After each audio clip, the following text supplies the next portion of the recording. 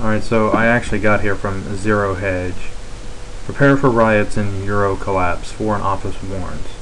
British embassies in the Eurozone have been told to draw up plans to help British expats to the collapse of the single currency amid new fears for Italy and Spain. Scroll down here. This is by James Kirkup.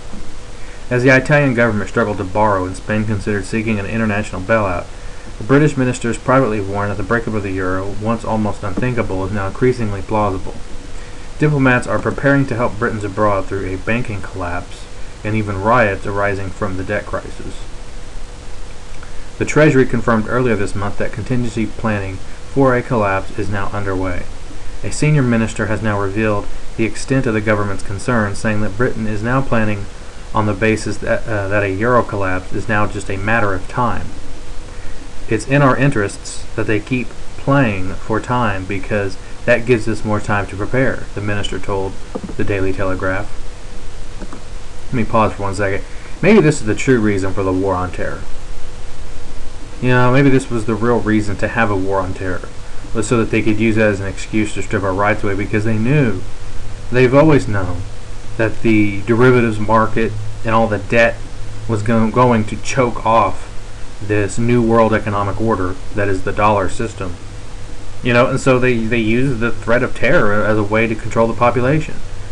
But anyways, recent Foreign and Commonwealth Office instructions to embassies and consulates request contingency planning for extreme scenarios, including rioting and social unrest. Greece has seen several outbreaks of civil disorder as its government struggles with its huge debts. British officials think similar scenes cannot be ruled out in other nations if the euro collapses. Diplomats have also been told to prepare to help tens of thousands of British citizens in Eurozone countries with the consequences of a financial collapse that would leave them unable to access bank accounts or even withdraw cash. Fueling the fears of financial markets for the euro, reports in Madrid yesterday suggested that the new Popular Party government could seek a bailout from either the European Union Rescue Fund or, of course, the IMF. There are also growing fears for Italy, whose new government was forced to pay record interest rates on new bonds issued yesterday. The yield on new 6-month loans was 6.5%, nearly double last month's rate, and the yield on outstanding 2-year loans was 7.8%, well above the level considered unsustainable.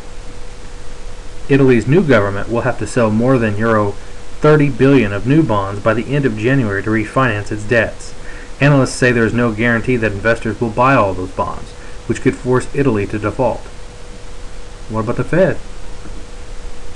The Italian government yesterday said that in talks with German Chancellor Angela Merkel and French President Nicolas Sarkozy, Prime Minister Mario Monti had agreed that an Italian collapse, quote, would inevitably be the end of the euro. The EU treaties that created the euro and set its membership rules contain no provision for members to leave, meaning any breakup would be disorderly and potentially chaotic. If Eurozone governments defaulted on their debts, the European banks that hold many of their bonds would risk collapse. Some analysts say the shock waves of such an event would risk collapse of the entire financial system, leaving banks, the major banks, unable to return money to retail depositors and destroying companies dependent on bank credit. The Financial Services Authority this week issued a public warning to British banks to bolster their contingency plans for the breakup of the single currency. Some economists believe that at worst, the outright collapse of the euro could reduce GDP in its member states by half and trigger mass unemployment.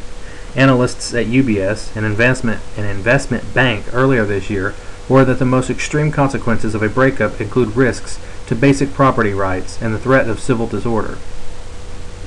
When the unemployment consequences are factored in, it is virtually impossible to consider a breakup scenario without some serious social consequences. It's the most wonderful time of the year. Fail.